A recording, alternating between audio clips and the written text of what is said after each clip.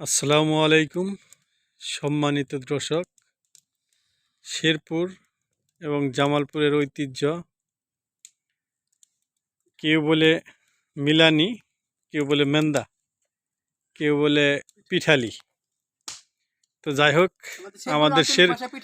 আমাদের শেরপুরের আঞ্চলিক ভাষায় পিঠালি বলে আর কি।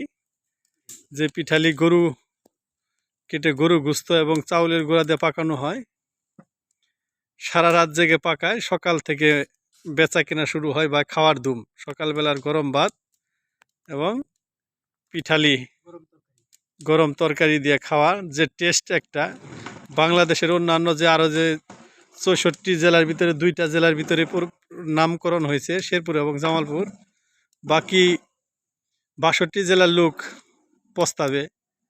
তো যাই হোক, পস্তানি বড় বিষয় নেই। তো তাদের জন্য আমরা এই পিঠালিটা পাকাইতেছি, শেরপুর এবং জামালপুর জেলার ঐতিহ্য খাবার। যারা ভিডিওটি দেখবেন এবং খাবেন, আমরা খাবো, আপনারা দেখবেন আর পস্তাবেন। তো আপনারাও এই পিঠালি বানানোর চেষ্টা করেন। তো শুরু থেকে শেষ পর্যন্ত আপনাদের দেখানোর চেষ্টা করব। এখানে দেখানো হচ্ছে যে গরুর গোস্ত এবং অনেক মশলা দিয়ে গরম করা হচ্ছে, তারপরে দেওয়া হবে। আচ্ছা, যখন পর্যায়ক্রমে আসবো তারপরে আস্তে আস্তে দেখাবো সুপ্রিয় দর্শক। তো তারই ফাঁকে আমাদের সেলিব্রিটি টিকটকার মোহাম্মদ সুজন হোসেন, তার মুখে দুইটা কথা শুনি। তো চাচা, এই বিষয়ে আপনার মতামত কি? আসলে মাইকিং আমি করলাম ঐতিহ্যবাহী মুন্সিরচর পশ্চিম পাড়ার গরু গোস্তের পিঠালু তৈরি করা হয়েছে, এবং কি আগামীকাল সকাল 6টায় আমরা খাবো। এই পিঠালি আমাদের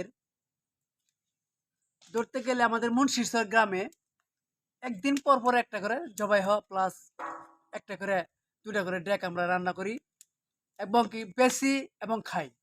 এদের যে কি স্বাদ! এটা বেশি 250 টাকা কেজি। জি, 250 টাকা কেজি বেশি। আচ্ছা, এটা স্বাদের বিষয়ে বলতে চাইছিলেন আর জি, কি। স্বাদ। এটা বলে যে কোথায় কোন যে মুন্সিরচর, যখনই যেই শুনে যে মুন্সিরচরের এই গরু গোস্তের পিঠালি অনেকই ভালো, তখন আসলে সবাই, এর আগে আমরা করছি, মোবাইলে দেখছি, মুন্সিরচরের নাম নিয়েই খুব সুন্দর পিঠালু তৈরি করে। ইনশাল্লাহ ইতিমধ্যেই আমরা সবাই খালি মুন্সিরচরের যে জয়নাল বাবুর্চির পাক্কা, আমরা ঐতিহ্যবাহী ঝগড়ারচর থেকে আগত। আচ্ছা, ওনার ওনার ওনার ওনার ফেসটা কি আমি ভিডিওতে উঠাইতে পারি? জি, উঠান। ঝগড়ারচর থেকে আগত। হ্যাঁ, আপনি কথা বলতে থাকেন। আসলে খুব ভালো রান্না বান্না করে, তার চাল চলন আসলে দেখলাম খুব ভালো। উনি সাহেব নিজেই কাউকে নাড়া দিতে দিচ্ছে না, উনি সাহেব নিজেই নাড়া দিচ্ছে। ইনশাল্লাহ আমার ধারণা এরকম কোন পাকাইতে আমি কাউকে দেখি নাই, খুব ভালো পাকাইতে পারে আর কি। তো ধন্যবাদ, অনেক সুন্দর।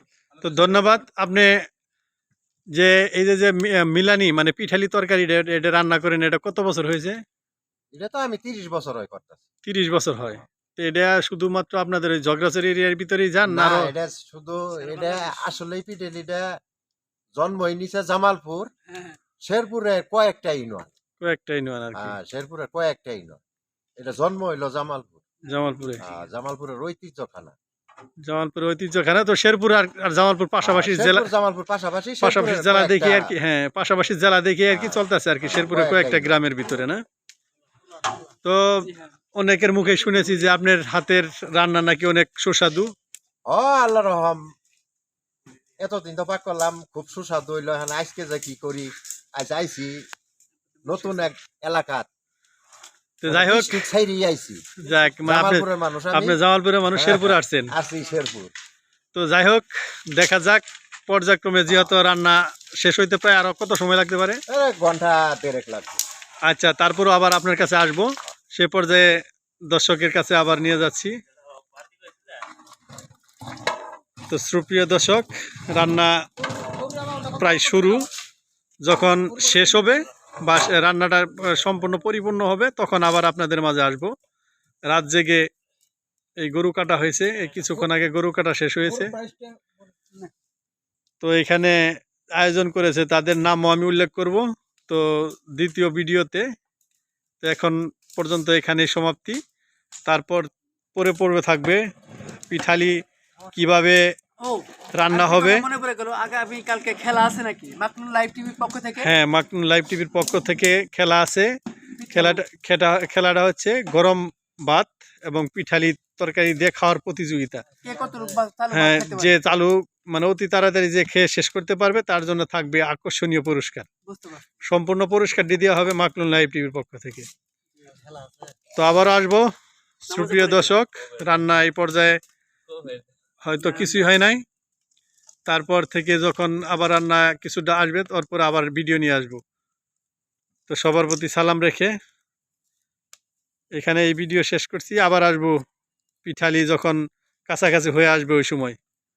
আসসালামু আলাইকুম।